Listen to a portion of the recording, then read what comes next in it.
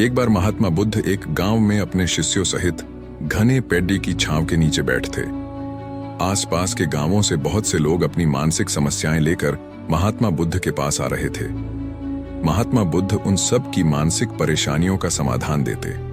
सब लोग खुशी खुशी अपनी समस्याओं का समाधान पाकर वहां से लौट रहे थे। वहीं से कुछ दूर बैठा लोगों को बुद्ध के पास जाते देख एक दुखी भिखारी अपने भाग्य को कोसता हुआ यही सोचने लगा कि अभी कुछ देर पहले तो ये लोग दुखी मन से मुंह लटकाए उन महात्मा के पास गए थे और अब इतना खुश होकर कैसे वापस लौट रहे हैं। आखिर माजरा क्या है, जरा मैं भी जाकर देखूं कि वो महात्मा ऐसा कौन सा खजाना बांट रहा है इन लोगों को। वे इतने प्रसन्न हुए कि उनके चेहरे लाल हो गए। जब वो दुख भिखारी कुछ नजदीक गया तो उसने देखा कि ये महात्मा तो लोगों को प्रवचन देकर लोगों के दुख का निवारण कर रहे हैं।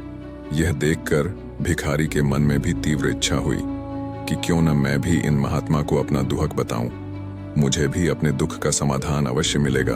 बस फिर क्या था, समाधान पाने की लालसा लिए भिखारी महात्मा बुद्ध के सामने पहुंचा और हाथ जोड़कर प्रणाम करते हुए बोला, हे महात्मा बुद्ध, मैं भी लोगों की मदद करना चाहता हूँ। मुझे लोगों की मदद करने की बहुत इच्छा है, लेकिन मैं कैसे मदद कर सकता हूँ? मैं बहुत गरीब हूँ।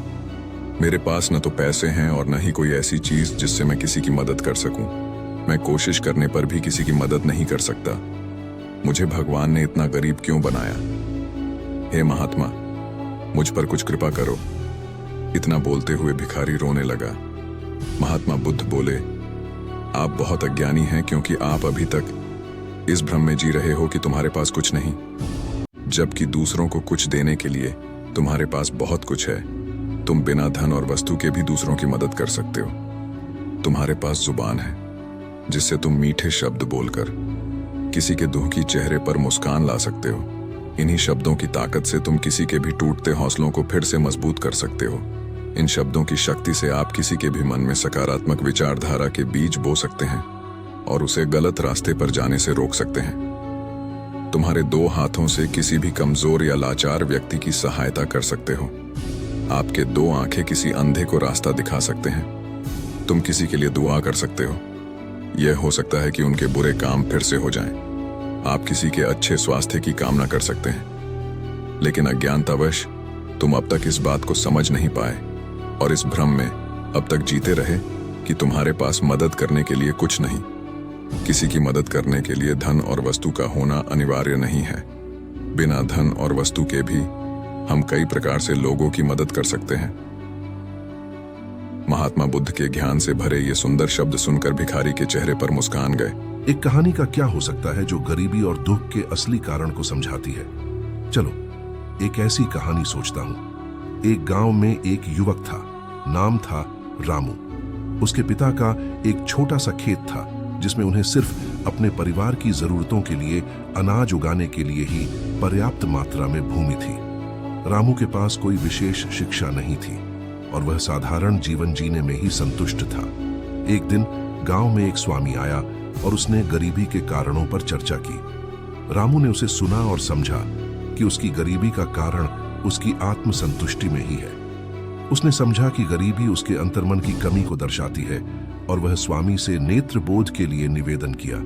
वह स्वामी ने रामू को ध्यान की शिक्षा दी और उसने आत्मा के आंतरिक समृद्धि के माध्यम से सुख और संतुष्टि का अनुभव किया। रामू ने खेती के साथ साथ अपनी आत्मा का खेती करना शुरू किया और उसने अपने जीवन में गरीबी और दुहक का असली कारण को पहचाना। यह कहानी हमें यह सिखाती है कि गरीबी और दुहक का असली कारण हमारे अंतर्मन की अज्ञानता और आत्मा की दुर्बलता हो सकती है और इसका समाधान हमें अपने आत्मविकास में ही मिल सकता है। एक समय की बात है, एक बौद्ध भिक्षु ने अपने गुरु से पूछा, गरीबी और दुहक का सच्चा कारण क्या है? उनका गुरु उत्तर देने के लिए एक कहानी सुनाते हैं। एक समय की बात है, एक युवक ने एक संत से कहा, मुझे गरीबी और दुख क्यों मिलता है? संत ने उसे एक कंजूस व्यापारी के घर भेज दिया। वहां जाकर उसने देखा कि व्यापारी धन को जमा करता और उसे किसी के साथ बांटता नहीं। युवक ने समझा कि धन को न बांटने से उसका सुख बढ़ता है। फिर उसे एक दानी शासक के घर भेज दिया गया। वहां जाकर उसने देखा कि शासक धन को दूसरों के साथ बांटता है और लोगों की मदद करता है। युवक ने समझा कि धन को दूसरों के साथ बांटने से उसका सुख बढ़ता है। फिर उसे एक सम्राट के घर भेज दिया गया। वहां जाकर उसने देखा कि सम्राट धन को सभी के साथ बांटता है, लेकिन वह भी दुखी है। युवक ने हैरान होकर पूछा, तो धन को सभी के साथ बांटने से भी आप दुखी क्यों हैं? सम्राट ने कहा, क्योंकि मैं अपनी आत्मा को भूल गया हूं। इस कहानी से हमें यह सीख मिलती है कि गरीबी और दुख का असली कारण हमारे आत्मा की असंतुष्टि हो सकती है, जो हमें संबल और संतुष्ट नहीं बनने देती। धन को सही तरीके से उपयोग करने और अपने आत्मा को संतुष्ट करने से हम अधिक सुखी और समृद्ध हो सकते हैं।